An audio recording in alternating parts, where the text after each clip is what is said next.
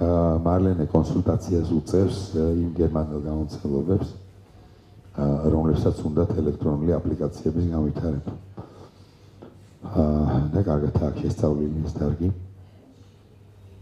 და ძალიან ბევრ საინტერესო ინფორმაციას მოგაწვდის. ამავე დროს მარლენე არის ასევე როგორც ისინი თქვენთაგანი ვინც იყო რენატას მოხსენებაზე, მარლენეც არის კინდერბუხჰაუსის ერთ-ერთი წევრი და ის ასევე მუშაობს კინდერბუხჰაუსის პროგრამაზე. და ამას გარდა, როგორც დღეს გაირკვა საუბარში, მარლენე ასევე არის კრიტიკოსი და წერს კრიტიკულ განხილვებს, რეცენზიებს სურათებიან წიგნებზე. ესეთი სპეციალობა აქვს, მე დიდი იმედი მაქვს, რომ ჩვენ ამ საკითხზე კიდევ ვითანამშრომლებთ და შეიძლება კიდე ერთი მიმართულება გავხსნათ ჩვენი მუშაობის. ჩვენ ვილაპარაკეთ, რომ შეიძლება გაკეთდეს კარგი ბლოგი, სადაც იქნება შინაარსიანი რეცენზიები, შეიძლება ვიმუშაოთ Facebook-ზე ისე, რომ კრიტიკა სურათებიანი წიგნი საქართველოში დავნერგოთ. ისე რომ მე ძალიან მიხარია, რომ მარლენე ჩვენთან არის დღეს და ეხლა გადავწევ სიტყვას. Marlene, I thank you for coming and I'm very glad that we will have your presentation here. Unfortunately, our book art center has never worked with apps, but that's not because we're not interested. We just couldn't find partners in Georgia with whom we could cooperate. We had several attempts on doing this, but I think it's first of all very important to know what is there on the market and to see what possibilities are there, and we need some inspiration in this, and hope your presentation will be very inspiring, and I'm so looking forward with cooperating with you on the other topic, which is critique, which is also extremely important, but that's not the topic of today's presentation. No. Thank you. So, thank you.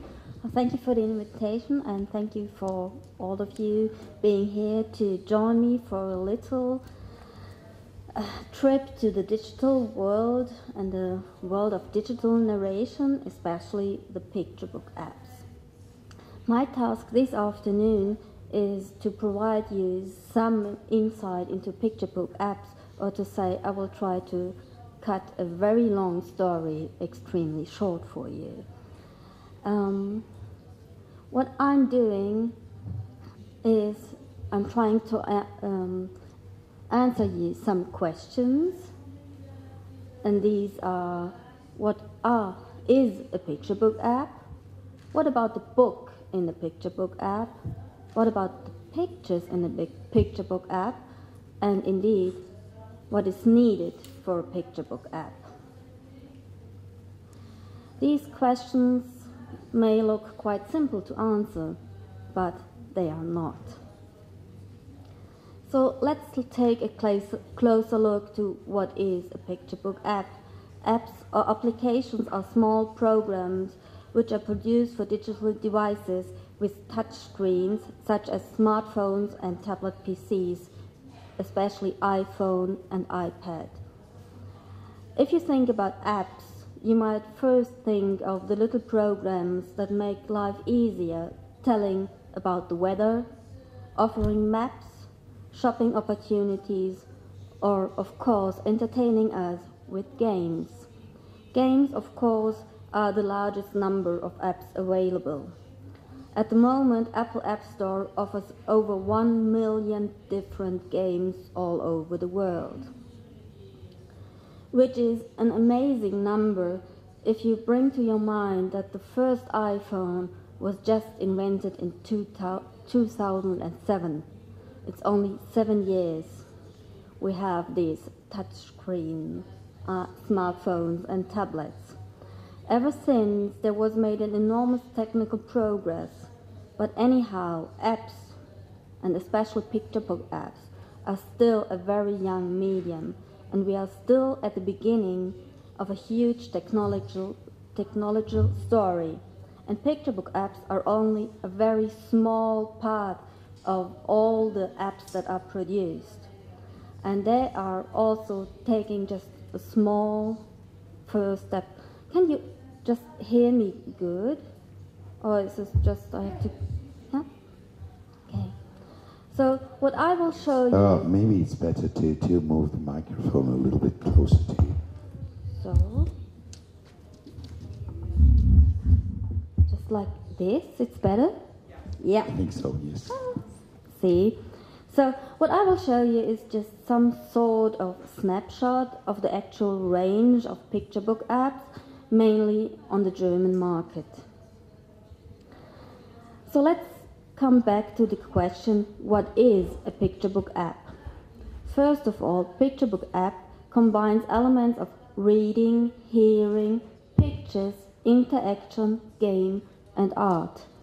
Therefore, picture book apps may come as an adaptation of a picture book which is already printed and produced and on the market, or it may come as a story which is developed especially for the medium of apps. So let me show you two examples for this. To begin with an adaptation of an existing picture book, I decided to start with a very reduced and plain app that on the one hand demonstrate that less is more and how storytelling can take place in a digital world by not using every technical advancement you can do. So that's the book. It is originally published in France first, and the app comes in French, English and German, and I recorded it in English for you. And just this is one example of an app which I think brings some added value to the book, which is of course very seldom, but just let's have a look at the app.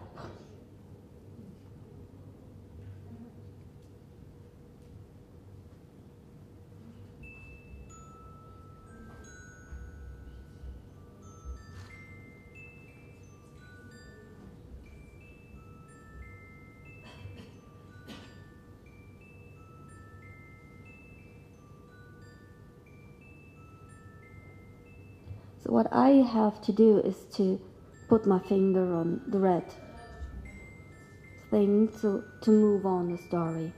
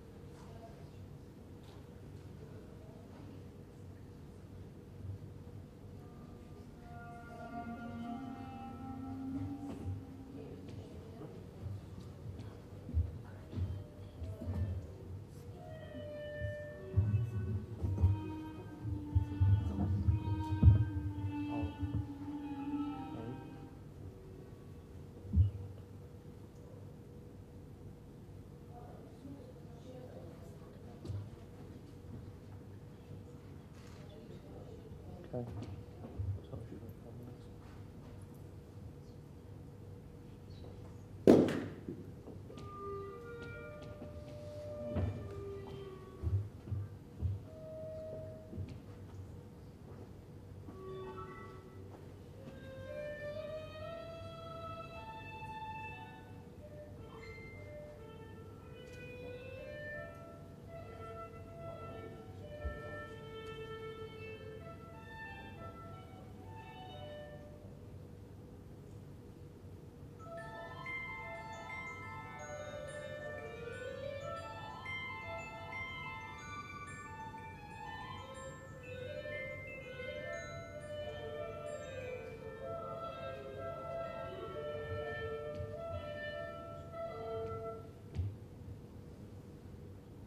So normally there should have been some speaker who told you the story. We don't know what happened, so it only came out in music, but I think it doesn't matter because it's a very calm app which shows how to narrate with filmic, cineastic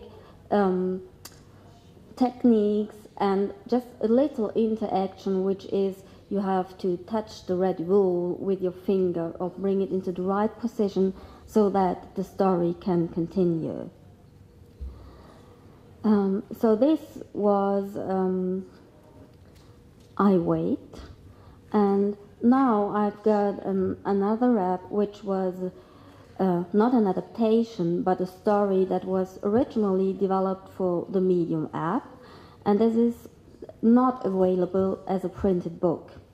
Of course, there are already some examples of app that became a book afterwards because of the great success of the app, but this is just in fact another story.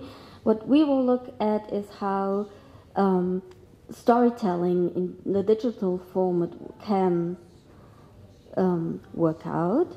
And I decided to show you Elephant's Backlight. And this is a story about what circus animals do if the tents are taken down before moving to another town. Of course, they organize a flea market. So what does animals really need? Umbrellas, a bumper, hubcaps, or backlights? The elephant, of course, thinks he needs a backlight, and so the story begins. And you will see, in contrast to I Wait, every scene offers hidden movement and sound effects for the little reader to discover. So what you unfortunately not able to see is what I did on my iPad when I was recording this app. But everything that is happening, which is not telling the story, is just because I touched the screen.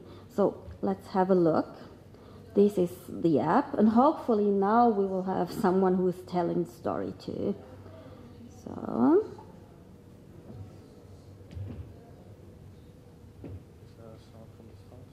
Yes.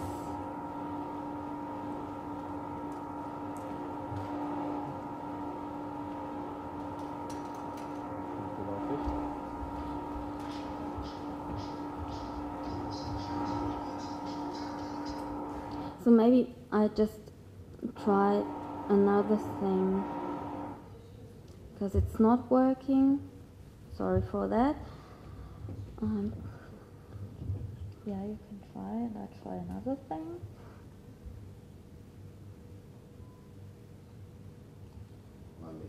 Yeah. Can I ask a question in between? So the app with the red line, the interaction is that, so when you touch the red line, you go to the next picture. How does it the interaction function? You just touch the screen, or you have to just tear the wool. Mm-hmm. And then what? And then the film, these little animated scenes continue because they will stop for the whole time until you touch. Until you wool. touched. Yeah. So it's like turning pages in a book or something. Yes, yeah? Something like that. So, and now, maybe this one better, and with a narrator.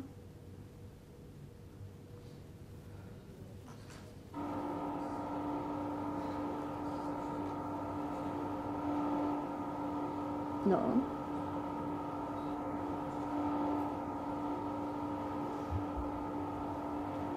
So this is what's going on when nothing happened, and now I touched these things that are coming into the bill. Now I touch the tent and the mouse.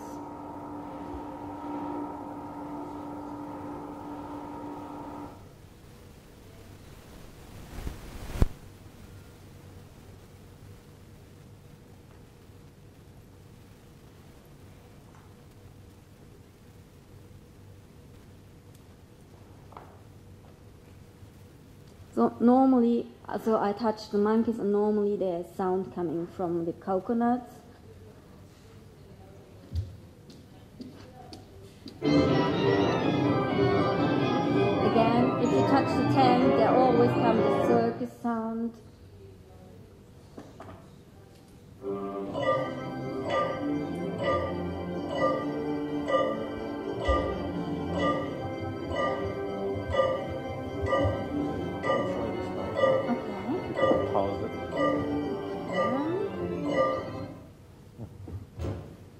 So there would happen nothing but the narrator telling the story, which we can't hear now. But if you touch the screen, the animals start to react, the music is coming, the lights are changing.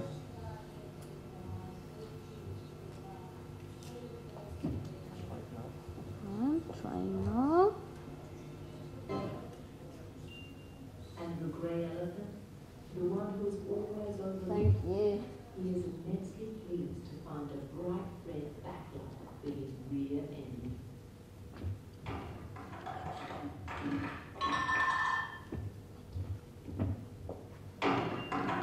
What did you have that for? The circus mouse asks. It's great for foggy weather, the elephant replies while swaying the backlight to and fro. So now here you can move the clouds by tearing it away. And only if you move the clouds you can wave the elephant. But we never go out in the fog, the circus mouse says. That doesn't matter, suggests the elephant. He thinks his backlight is spiffy and uses elephant spit to stick it onto his rear end.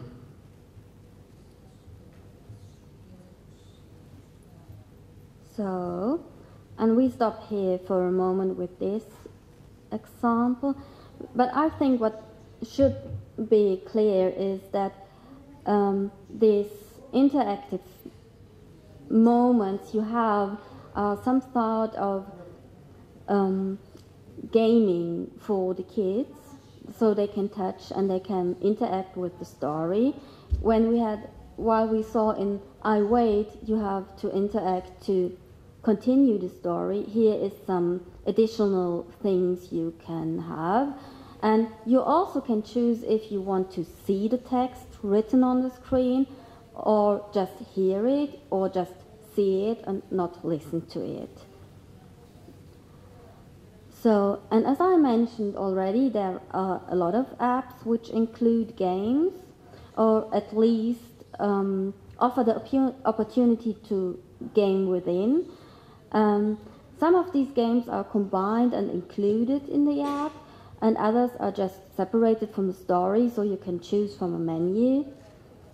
Anyhow, at this point, it is important to differ between the apps you can buy for kids, and this is because there are educational apps, such as apps for learning how to read, or how the body is working, how the weather is coming or changing, and this is very clear to differ, but the difference between games and picture books apps is sometimes not so easy to make, because both of them, also the picture book apps, have very playful elements. But they do differ, of course, and it's just the focus they are set on. While the games is just like I have some examples. These games, for example, use well-known picture book characters as a kind of link or thread. The characters are used as some kind of brand to promote the games, such as memory, puzzles, or everything else. But there's no real story told in it. It's just for gaming. So we call them games. On the other hand, we have these apps, also some examples from Germany, Scandinavia, some from the US market. And these are picture book apps because they tell a story, and within the story there are included games, also just like memory, puzzle, riddles or something, but they are just within the storytelling, and they try to have it like they don't want to disturb the story, but they need something extra, so the people are getting to buy the apps. So when producing an app, they think, oh, we need some games. So this is why I started with I Wait, to show you a picture book app can just work without any games, just with telling a story. Because normally you won't get picture book app without games in it. So, and there's a third form of picture book apps, and this is especially for younger kids. That's some sort of hybrid between storybook and game, in which both the story and the game take equal parts, and gaming is some sort of narrating or generating narration. May I ask also about the age group for the previous ones you showed us? It's preschool, isn't it? No, it's 6 to 8 of the previous, and this is 2 to 5. This one? This one.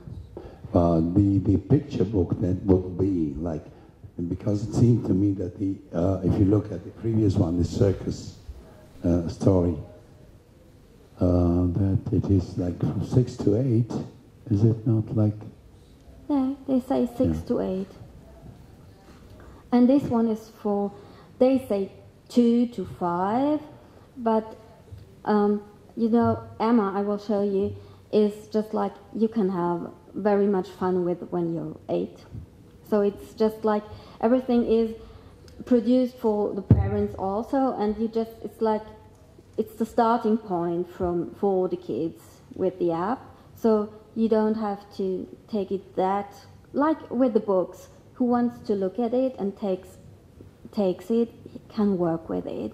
There's nothing in it which won't work out with the younger kid if it wants to play. Maybe it doesn't get the story in the whole context, but it doesn't take the story in the whole context in the book anyhow. So this is like, yeah, some recommendation. And these are especially made for younger kids, and they just work out some sort of visual narration like textless picture books. And I will show you Emma. So this is the picture book, and you can see it's really for small kids. It's very... So, and you have on one side the text, on the other side the picture, and it's just about this little bear eating.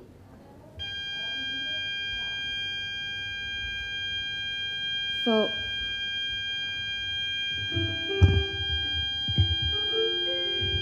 yeah.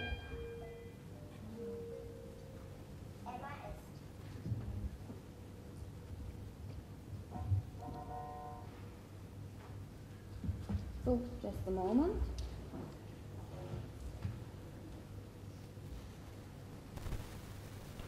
You just...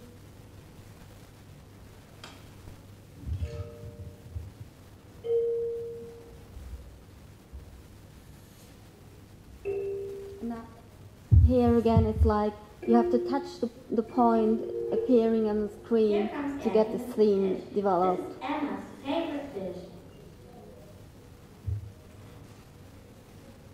touching the fish, now it's eating. Touch the cat.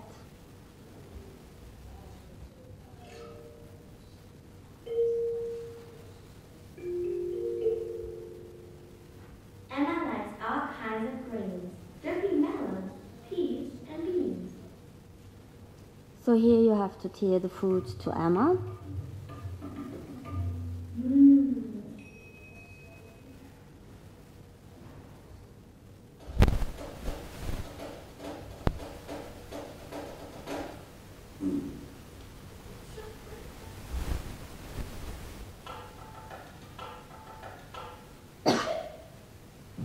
And kids, of course, can repeat this for hours.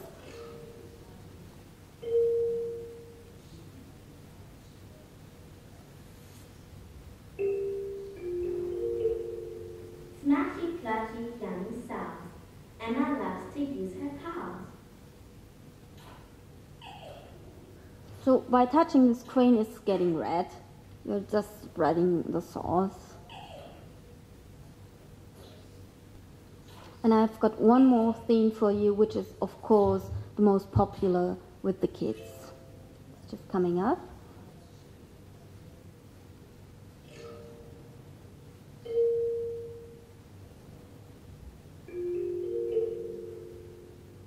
After dinner, full and round, Emma makes a funny sound.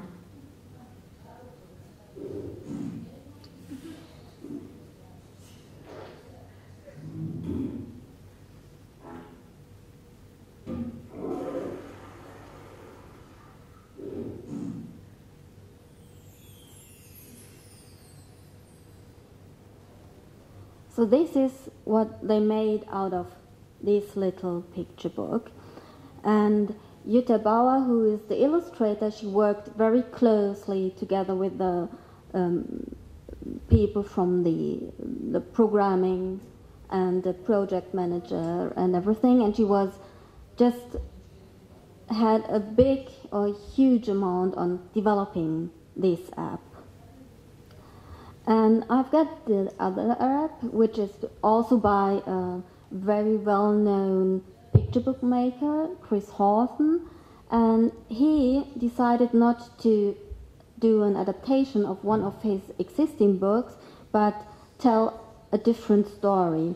And he has a good reason for this, and he says, I think of books and apps as quite different things. What works well as a story does not necessarily work as an interactive app, which just should remind you that narrating for print devices or books is just something different from this interactive thing we just have in an app where you can hear, where you can interact by touching the screen and listening. You have music, so you have everything you can imagine to tell a story. And just because what I told you about the games is you have this real big danger to interrupt the story every time you have this game. So it's really important, if you want to tell a story, to focus on what you want. Do you want to produce a game or a story?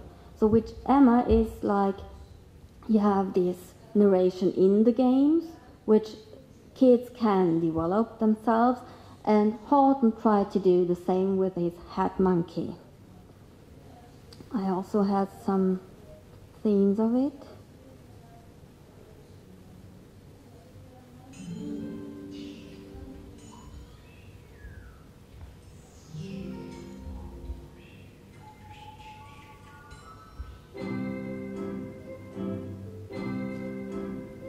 And you just recognize the music they are using. It's just like very clear they need it.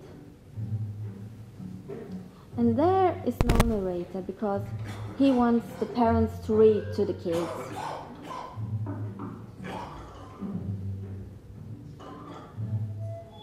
So your task is to open the door by touching the screen.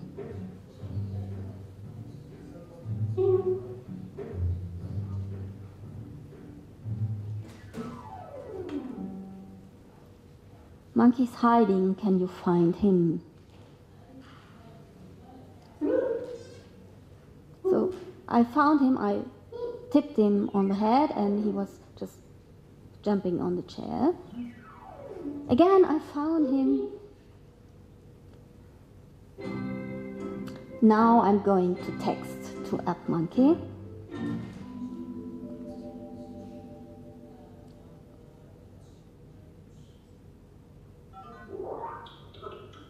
Choose the banana.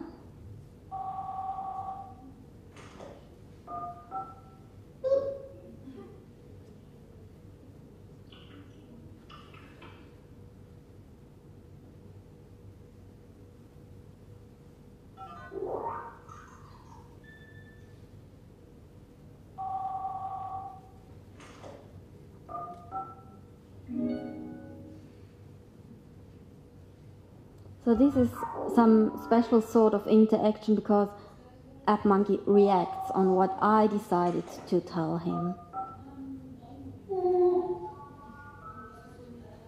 Of course, it's only 4 ways to react, but he reacts in a special way. And you have 9 themes you can choose from. It's story time. Can you turn the page for Monkey? So he is sitting in bed, waiting for me to touch the pages.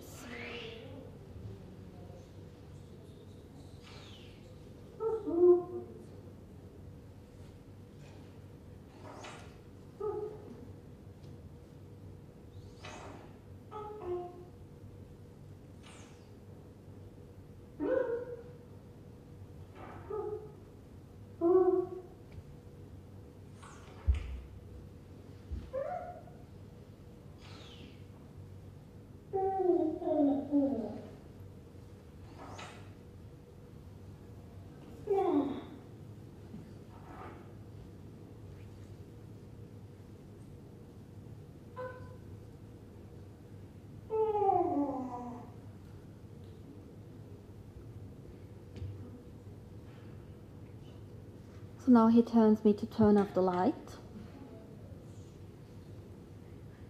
And he's falling asleep.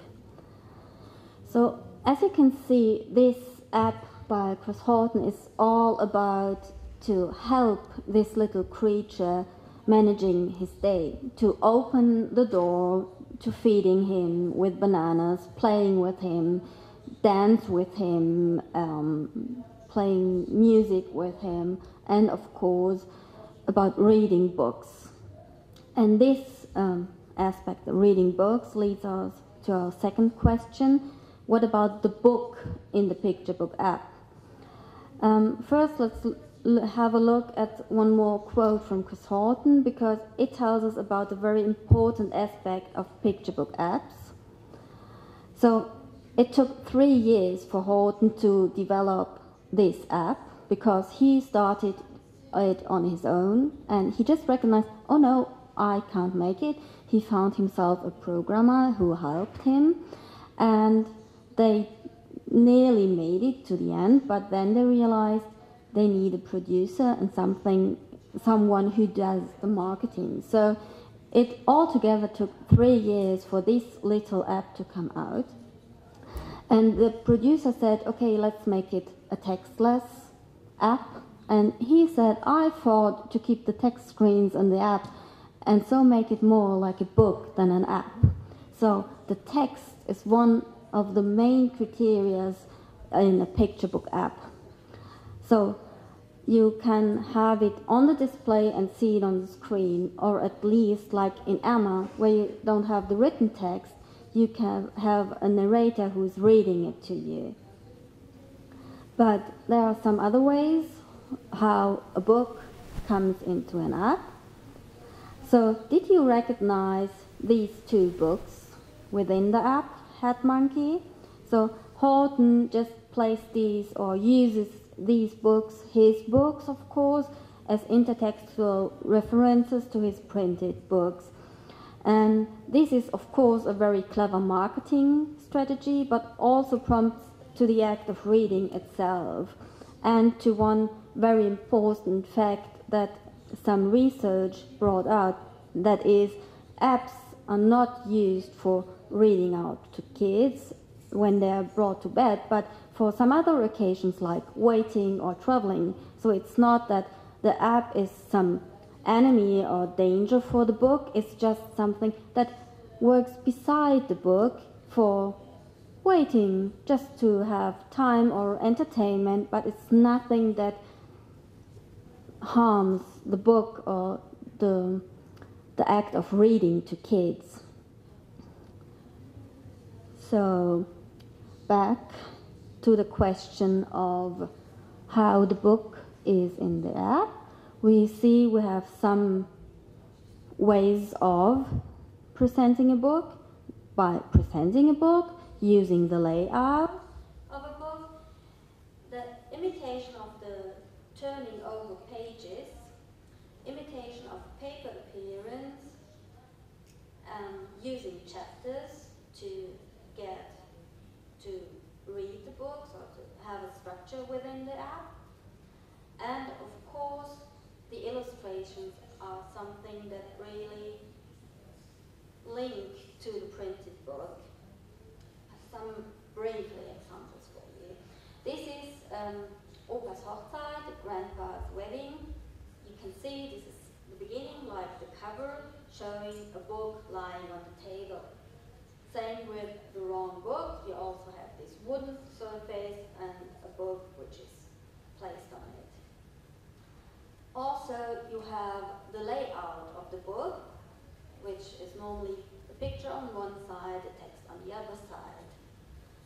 Also, you have the imitation of turning pages, and here with this Pippi Longstocking, you have these dog ears in the corner, which represents the possibility to turn over the page. And I have a little film also of this app because there's something special in it. Besides these dog ears representing the turning page, I just want to show you because you will recognize. And these are the original illustrations from the 1950s. Bevor wir anfangen, habe ich ein paar kleine Hinweise für dich. Dies hier sind Tommy und Annika. So every time I touch the dog ears, it's just turning the page. Als Tommy und Annika über den Zaun gucken, sehen.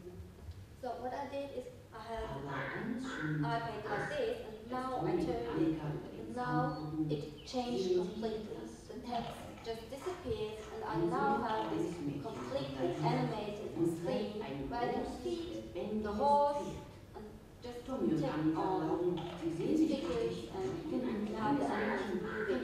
Ein ganzes Pferd hochheben. Dieses.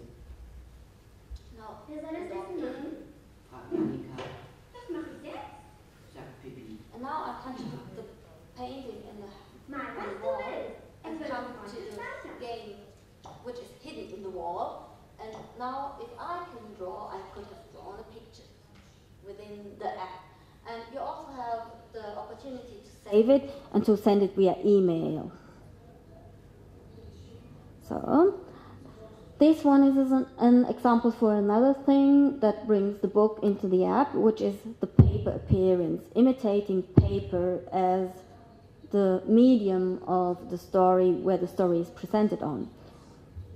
Again, you see the paper imitation, and this is how the chapters are presented.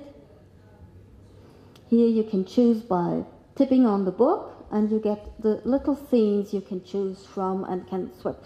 These are apps which are for older kids, especially Euber Hotzenplotz, because normally it's a textbook which is read by maybe 8 to 10 years. So you have a lot of scenes and you have these chapters you can choose from. And already we are with the illustrations. And our third question, what about the illustrations in the picture book app? And as you saw already, nearly everything that is possible in a printed book is possible in the picture book app too.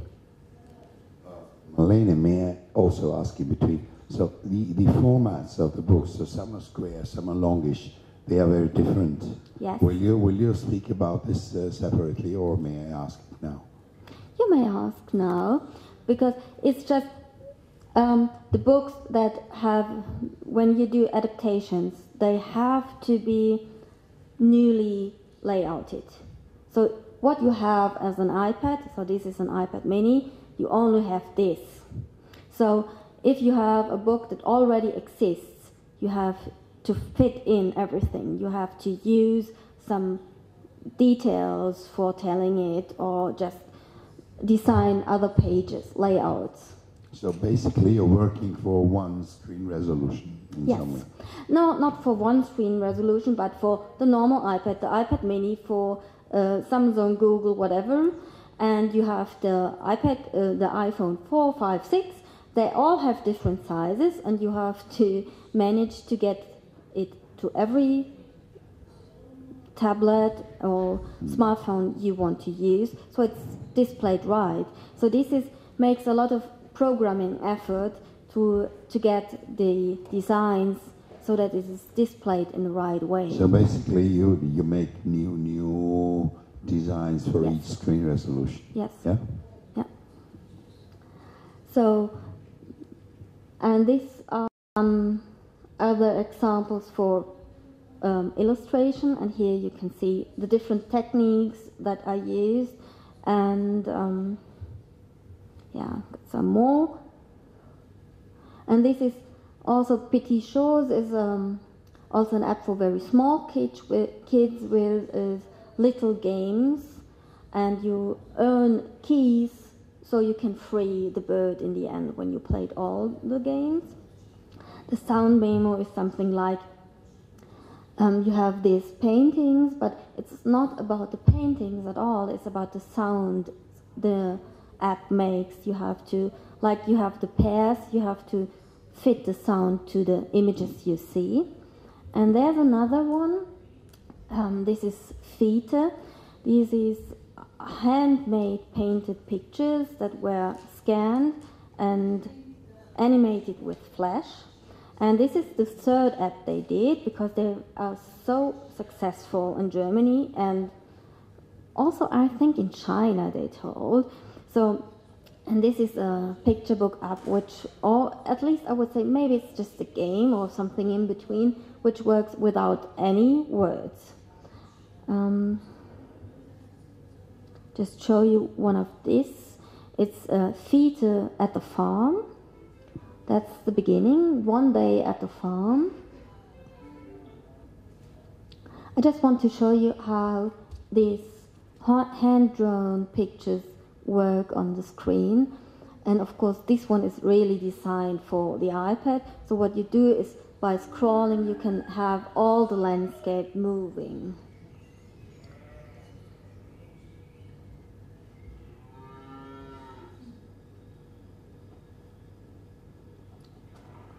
And these little icons you see behind these are these games. I just played 3 of them. This is the first one, waking up the guys for the day. By tapping on the clock is not working. So you have to tip on the persons and really hard to get them awake. So, first mission completed. The day can start. You go to the chickens.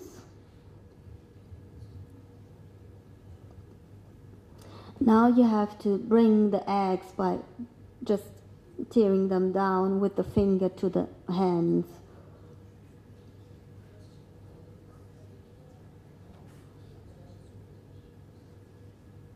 Oops. So this is also about what is farm life about. And this is one of my favorites, cleaning the pigs.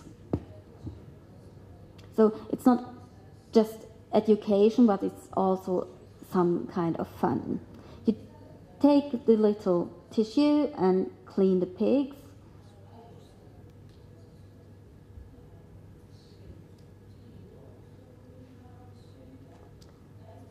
So this wasn't recorded quite right, but here you can see the dirt coming from behind. So you have these different themes, and all these are hand-drawn pictures in this flash. So normally they don't use flash because they say it's much too huge for all these little applications, because one of the targets is these applications should be as small as possible, so you can have lots and lots and lots of them on your iPad, on your device. My next example is something that shows you that how art comes into the picture book app, and I would say this probably is not an app for children, but it is of course a picture book app. It's done by Sean Tan, and he also, like we saw with Jutta Bauer, he developed it by himself together with the programmers, and what they did is to find a special way of representing his oil on canvas pictures. This is what the book looks like. You have the text on the one side, the picture on the other side, and this is what they made of it in the app. And that's the right sound. And this was the pages I showed you in the book. So you can really zoom in for this olive without having seen the whole picture. So you always begin with a little detail and have to scroll to get the whole picture.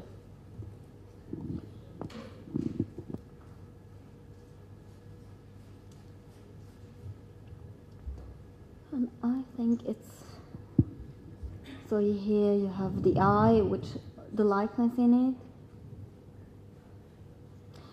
Then you have seen there are also little chapters where you can choose from, and the special thing is if you saw all these paintings, there's another level where you can see all the scribbles he did for the paintings, which is of course not in the book.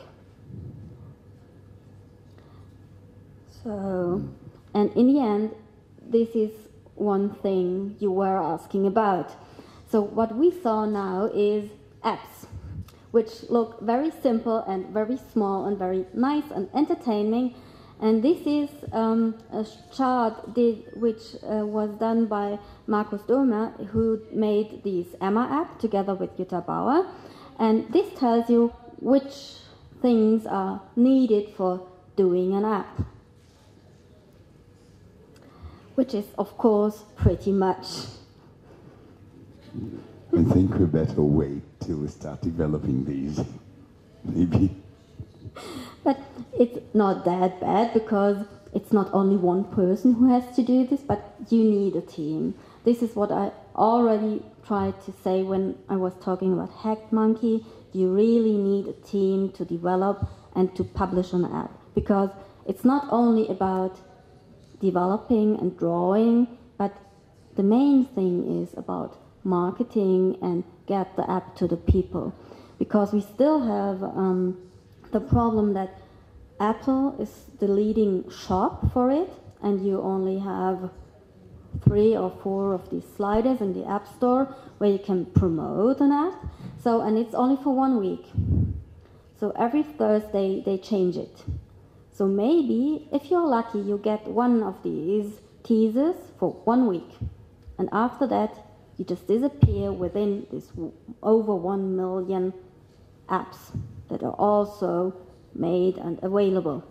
So it's not like going to a bookstore, and sometimes you don't even find them. So, and also most of the picture books app you will find within games or education, because books sound so difficult. So they won't sell it as picture book apps, but as game, because there's a little game in it, but it's telling the story anyhow. People buy games. So this is a real hard thing to do, and there are some producers who really do a good job in marketing, and also the publishing houses who are doing apps have some problems in promoting them. So an app normally costs between, so I only know the euro amounts, it's something between 10,000 and 600,000 euros.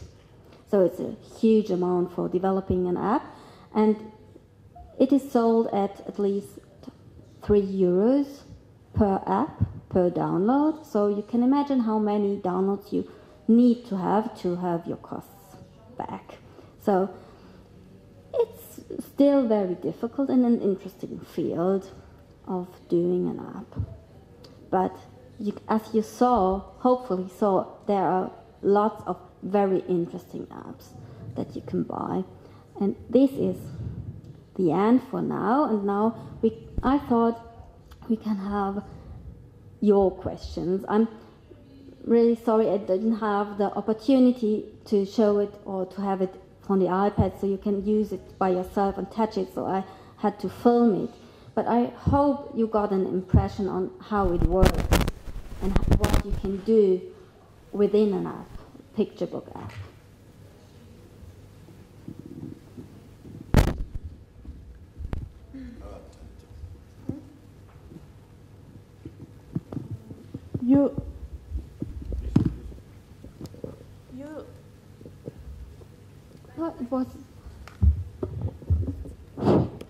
You said that to do their one application, it costs thousands of euros, yeah? Yeah. And can you explain me why it's so expensive? It's interesting for me. Yeah, because there are lots of people needed to produce one, and all of them want to get paid.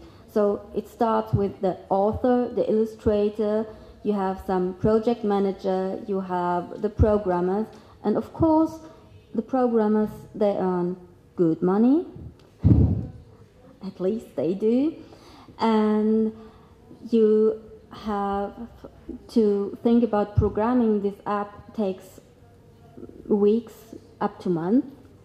So there are a lot of people who needs to get paid. To develop these games, games and illustrated books, it's a well-paid job, yeah?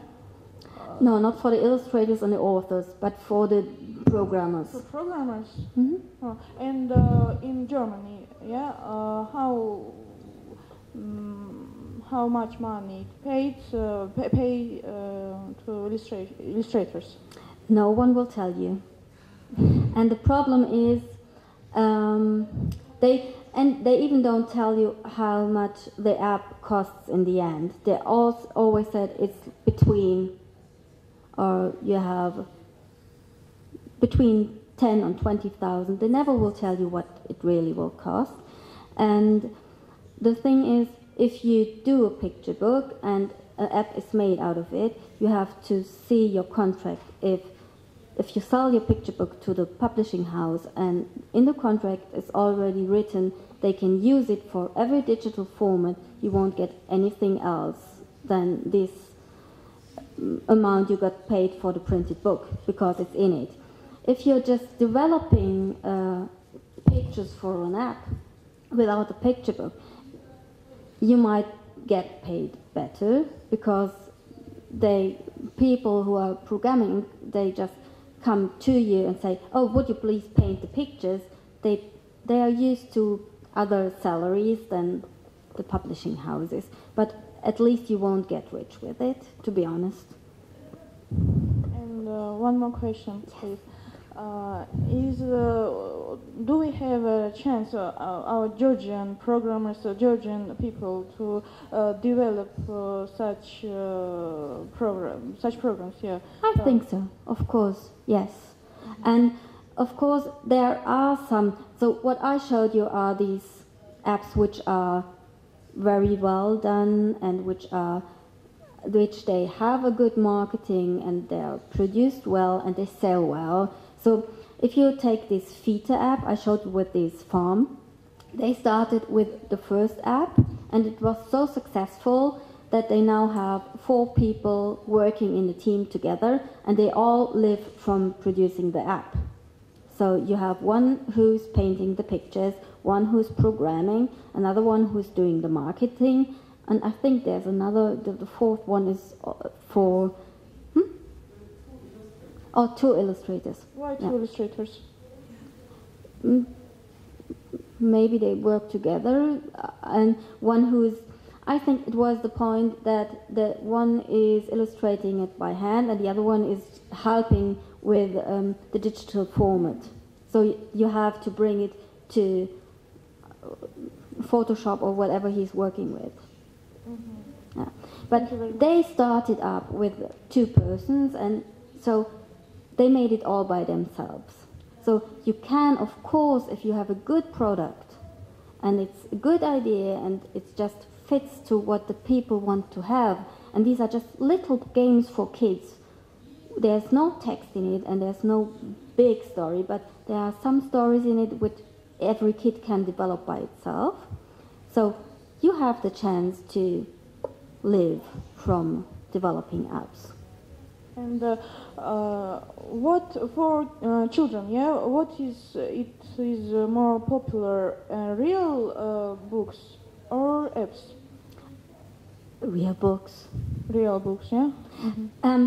Attracting the more these iPads and smartphones, you know, they are really attracting to children, and everyone wants to touch it and to use it because sound comes out of it and everything. And they always see the people, the parents working around, having the smartphones, looking at the iPhone, everything. They're so used to seeing this, and it's really attracting to them.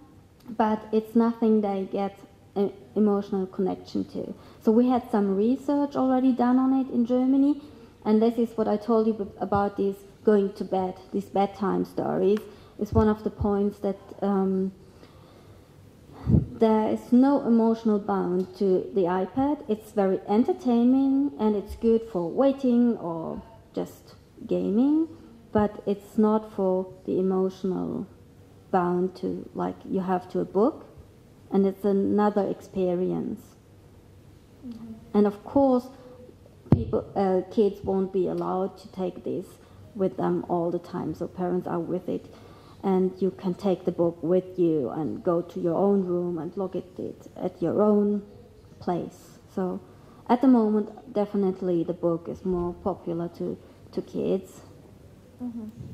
Okay. May I ask you something else? Do you have more questions? No. Thank you very much. And I'm here afterward also. So it is that you have a general idea when you look at books.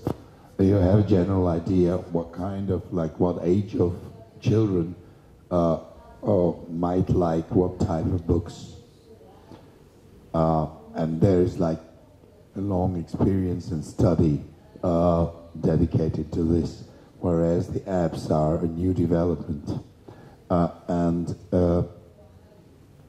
probably there are also like various levels of difficulty in using the apps which are suited to various age groups, maybe also, or not only various difficulties, but various levels of being interesting. So that I imagine that for children at the age of 8, just to touch a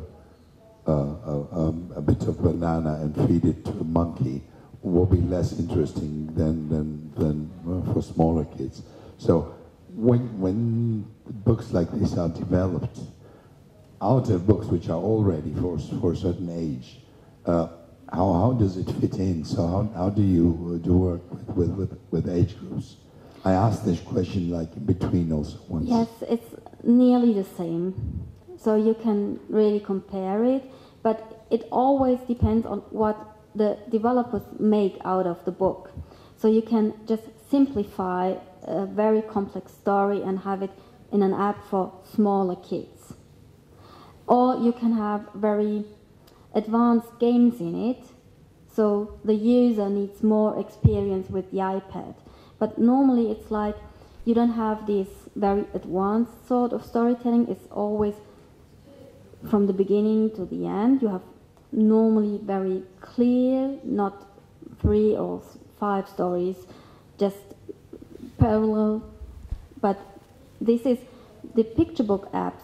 So is mainly for the kids who are interested in. So they are produced for a certain age, but it doesn't mean that the kids use it in this age. For example, when I do workshops with kids, I always start with Emma, and this is the most simple one, which you have to feed Emma and touch the things, and they really enjoy it, and they really enjoy repeating it, even if they are 6 or 7. So it's some other kind of reception they do within the app, because what they do when they get this tablet is they begin to tap around like crazy, just to find out which is working and what is happening when they tap around. So the story normally is not the main thing they first focus on. So it sometimes just depends on how attractive the interactive elements are. So, and they have to learn how to read a picture book app, and sometimes the developers are very clever and say you have to listen to the story first, and just after this you can use the interactive elements. So, but within Pippi Longstocking, you saw that you have the text read to the kids, and you can feed the holes within and everything. And also with this elephant, you can make these sounds with the circus tent and everything. And it's so loud, you nearly can't hear the reader, the speech. So it's just like how the reception is. And of course, you have the same things like long stories are developed for older kids and shorter stories, or no words at all for younger kids. So you can clearly compare it, but you have no control on who's using it. And also, I think we should not forget it works without No, all right. Because we need translation. Well, it's.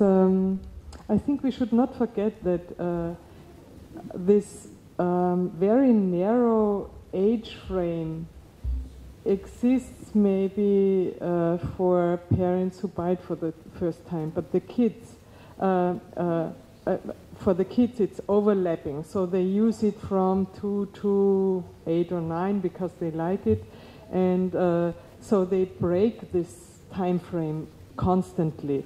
So this narrow or age frame is actually more for the adults than for the kids, you know, like or for the industry, for the shops and everything.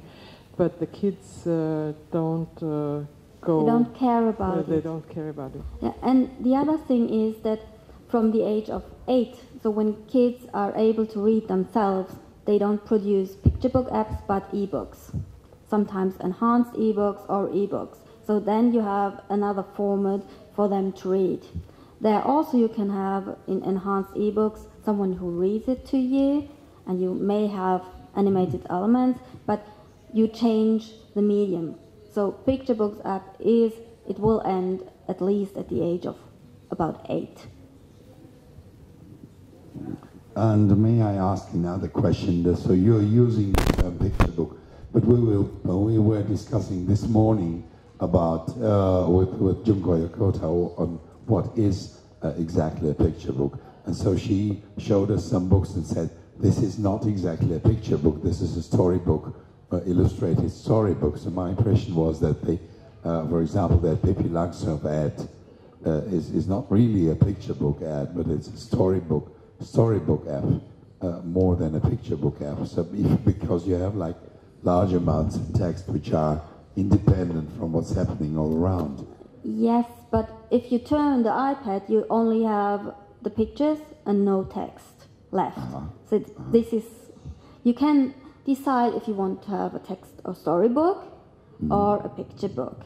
So, and of course, you have something like illustrated storybooks, but this will go to the ebook section more than to the apps, because with the apps the most the visual narration is just the main part of it. So, and if you tend to have more text, you change the media and go to the ebooks. So, and if you will be correct in the academic field, of course you can make some differences here also, but I think as to say the picture and the narration, the textual narration, the text have nearly the same parts, just telling together. We can talk about picture book apps, of course, but I know I know how they just differ. But then I would talk about apps and ebooks. Yeah, because like to me, this Pippi Langstrom app like seemed slightly strange. I would see no reason for buying it. Yeah, you know? I'm absolutely with you. What you have when you have this, if you just have the iPad like this, it's a textbook. It's not a picture book. Just in the moment when you turn it and the text disappears, it's getting a picture book app. Mm-hmm. Mm-hmm. So you have both in it, but that's not normal. So here was. Can I ask a question, please? You told us that each app tells us a different story. Can't you tell us how to download an app? I'm sorry. Please hold your microphone close because otherwise the translator cannot hear you.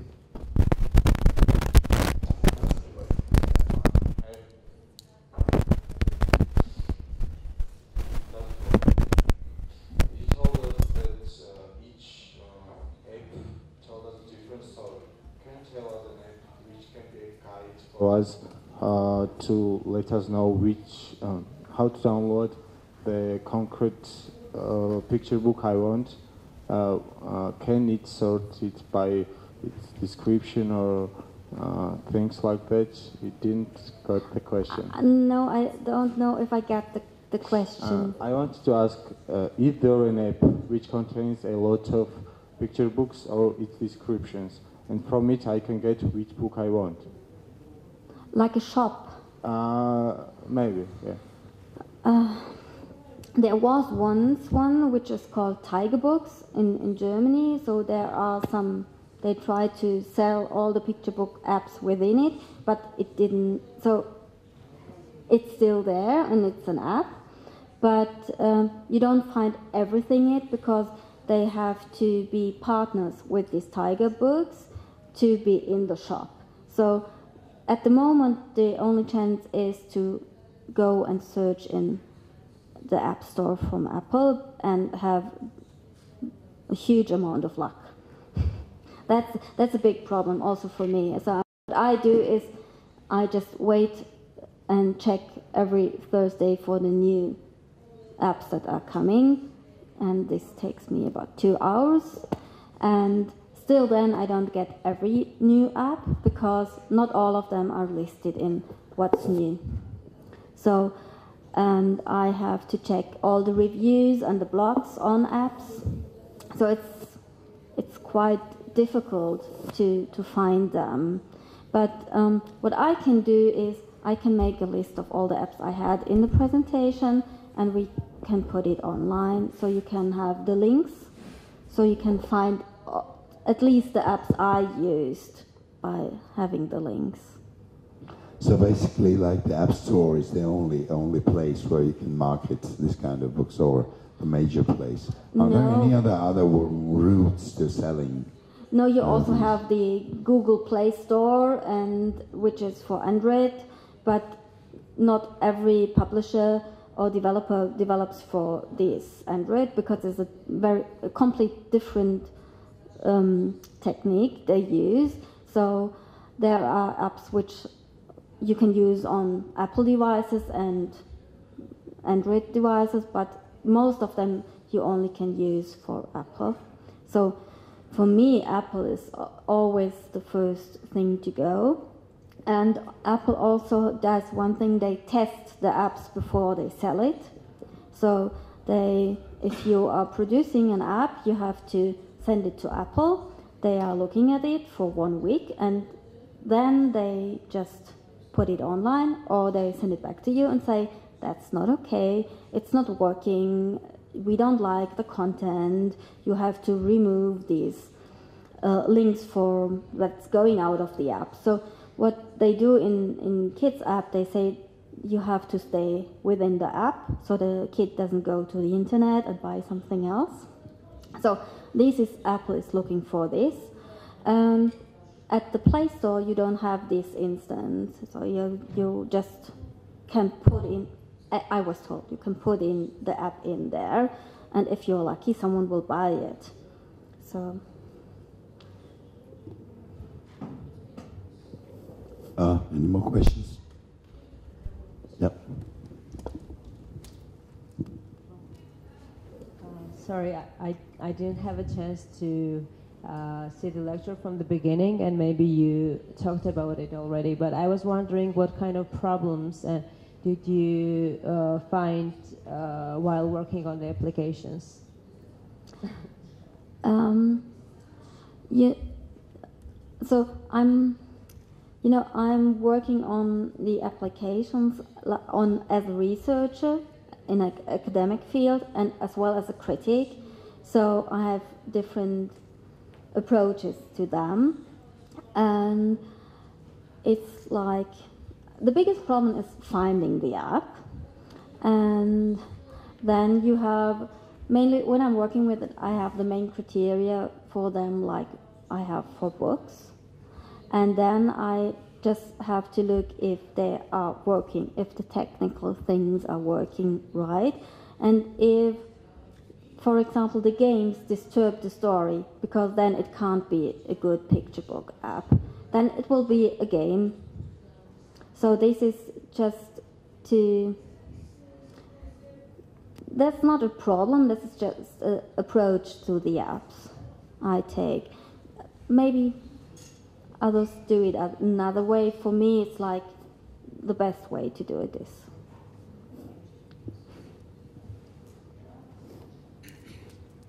I do have one more question, because normally when you buy picture books in bookstores, normally it's the parents who go to the bookstore and look for something nice. It's like possible to select, and then you pay for it, or you go to maybe to online catalogs. But anywhere the process is the same. The parents choose the picture books for their children. Whereas here, is it who is the buyer? Who is the physical? Also the parents. So the parents have to do all these very complex program of searching through the through the store, and and they have to pay by credit card. And so, hopefully the parents buy the apps. So it's not that easy. But one other thing which is you can really use at the App Store is that other parents are giving their comments on the app. So you have these ratings, and normally you can trust on these ratings. So before you buy an app, you can have these ratings, which are very personal statements by other parents about the app using it. And so you have some sort of advice if you want to buy it or not. And also you have some more pictures sometimes. So now they started to produce little trailers for the apps, like for the movies, so you can have a closer look at it. So, but yes, as a parent you have to find them and to buy them. Because also, like when you buy picture books, for example, you are in a country and you buy picture books on a market, normally you know the publishers and you know what the program might look like. So you're searching within a certain range. Whereas here, as I know, as I understand, they are all in one store, and hard to navigate in some way. So what are the criteria of how you're searching for the books? Because usually, that's the question, how you get oriented within this. You have the App Store, and within the App Store you have a section which is called Kids or Child, and within that you have these ages, I think it's 2 to 4, 5 to 8 or whatever, so you have some help from Apple. And you also can look in education and games. And you have within the kids section, you had, I'm not sure if it's still there, a section which is games. And you had in the game store a section which is kids. But they are changing it every now and then. But there is always this section for kids. So when I'm going to look there, you will find it just like in a teaser. There's the kids store. You go to the kids store and you have to rely on what Apple thinks is good for you. So that because that, for me personally, that will be something that a process. The process of buying seems to me something untransparent. I wouldn't probably not take the pains of do so much browsing and looking and reading reviews and so on. Whereas buying picture books is far more easy for me, and it's like, I think it's quicker in some sense, no? Yeah, but you have to go to the bookstore. You don't have to leave home, or you just can buy it in the car or whatever you are. You go online with your smartphone or your tablet and just buy it right then, and it can be in the middle of the night or whenever. So in Germany, bookstores are closed normally at 8, so it will be a problem to buy one after that time. So it's like, yeah, and you also can use blogs. So there are many blogs on apps, and also blogs on children's book apps. So, but you have to do some research to find them. It's not that they are bringing it to you. And also some newspapers have reviews. So, and normally the blogs, they have links in it. So you don't have to have it in the blog and just go to the app store and look for it again, but you can use the link which is going directly to this picture book app in the store, and you can buy it. And also you can buy it with Amazon for these devices you use for these Amazon things. So Amazon also started selling apps, and there you can find it like every other book, I was told.